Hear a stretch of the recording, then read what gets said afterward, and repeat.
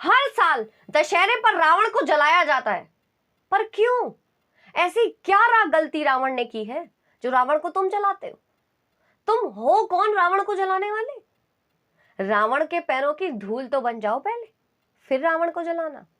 आज जितने भी लोग रावण का वध करते हैं, रावण को जलाते हैं, मैं उनसे पूछना चाहती हूं, तुम रावण की एक अच्छाई भी अपना सकते हो क्या? रावण की एक भी अच्छाई तुम्हारे अंदर है तो फिर तुम कैसे रावण को जलाते हो?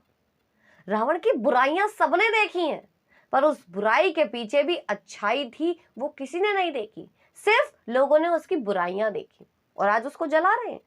हर दशहरे पर लोग रावण को जला रहे हैं, जैसे रावण जैसे वो कितने विद्वान हैं, रावण जैसे कितने ज्ञानी हैं, रावण जैसे शिव के कितने बड़े भक्त हैं। वो रावण के पैरों की धूल तो बन जाओ पहले। रावण को सब जलाते हैं, जैसे रावण जैसी कितनी अच्छाइयां उनके अंदर। रावण की सबसे पहली अच्छाई बताती हूं, रावण जैसा ज्ञानी आज तक कोई नहीं हुआ है।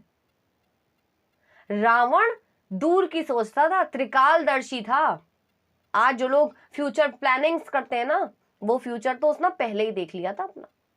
उसे मालूम था कि भगवान राम धरती पर जन्म ले चुके हैं मनुष्य के रूप में, और ये राम कोई साधारण इंसान नहीं है, ये साक्षात भगवान है।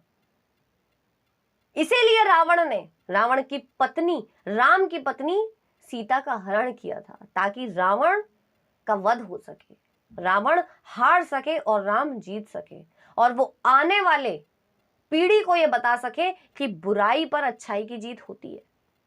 तो तुम रावण को कैसे जला सकते हो? क्या तुम अपना भविष्य देख सकते हो? क्या तुम त्रिकालदर्शी हो? क्या रावण जैसे ज्ञानी हो? दूसरी अच्छाई, रावण शिव का इतना बड़ा भक्त था कि कैलाश पर्वत उठा लिया था। क्या तुम एक पर्वत उठा सकते हो? कैलाश पर्वत तो छोड़ो, कोई मामूली पर्वत भी तुम अपने हाथ में उठा सकते हो? रावण ने कैलाश पर्वत उठा लिया था। शिव का इतना बड़ा भक्त था कि रावण ने शिव को प्रसन्न करने के लिए शिव तांडव स्तोत्रम गाया। आज तक कोई ऐसा स्तोत्रम का रचयिता तो मुझे बता दो जिसने शिव तांडव स्तोत्रम गाया हो। जो शिव का तांडव स्तोत्रम रावण ने लिखा है ना, वो आज तक कोई नहीं गा पाया है। रावण के पास पुष्पक विमान था। आज प्राइवेट जेट तो सबके पास है, पर रावण के पास वो पुष्पक विमान था जो किसी के पास नहीं हो सकता। अरे रावण के पास क्या नहीं था और तुम्हारे पास क्या है जो तुम रावण को जलाते हो? रावण जैसे ज्ञानी, रावण जैसा शिव का भक्त, रावण जैसे अमीर तो बन के दिखाओ। रावण के पास सोने की लंका थी।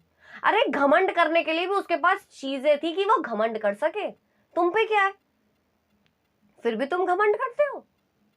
ऐसी सोने की लंका थी जिसे दुनिया देखने आती थी। अरे घमंड करने लायक चीजें भी तो थी उसके अंदर।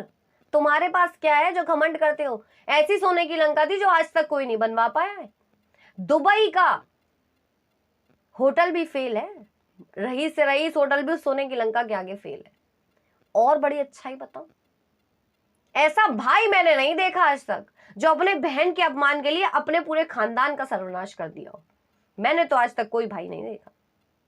रावण ने अपनी बहन सूपड़खा के लिए, सूपड़खा के अपमान के लिए, उस कटी हुई नाक के लिए रावण ने भगवान राम की पत्नी का, सीता का हरण कर लिया। जबकि रावण जानता था कि भगवान राम कोई साधारण इंसान नहीं है, रावण कभी उनसे नहीं जीत पाएगा, पर फिर भी रावण ने सीता का हरण किया। किसके लिए? अपनी बहन के अपमान के लिए। तो ऐसा भाई मैंने नहीं देखा।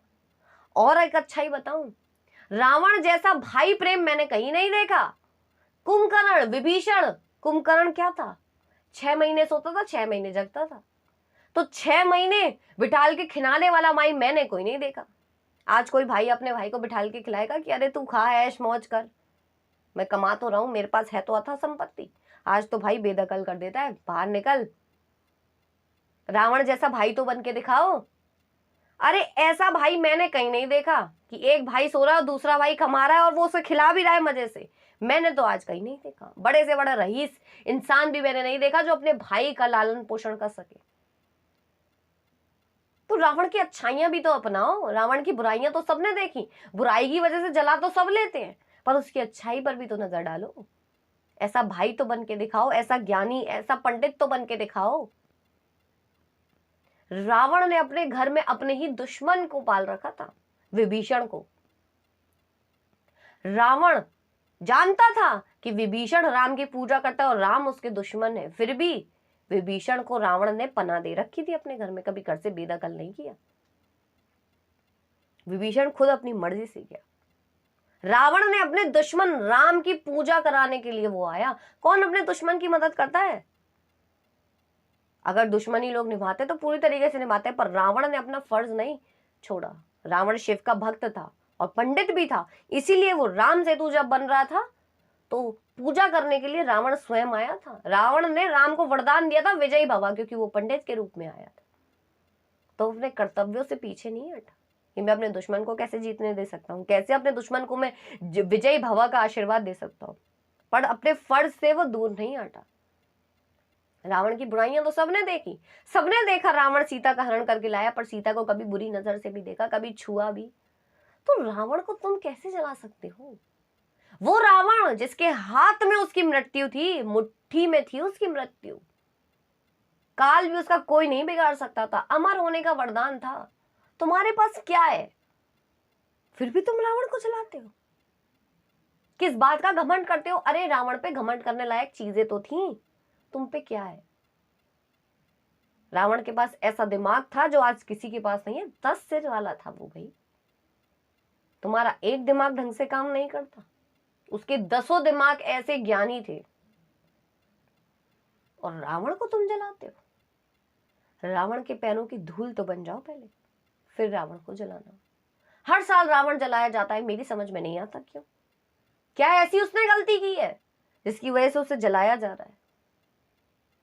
जबकि वो सब कुछ जानता था, वो त्रिकालदर्शी था भाई, इतना बड़ा ज्ञानी था, इतना बड़ा पंडित था, उस जैसा आज तक कोई नहीं हुआ है। रावण जैसा विद्वान, रावण जैसा ज्ञानी, रावण जैसा शक्तिशाली इंसान मैंने नहीं देखा आज तक, ना कभी हुआ है ना हो पाएगा।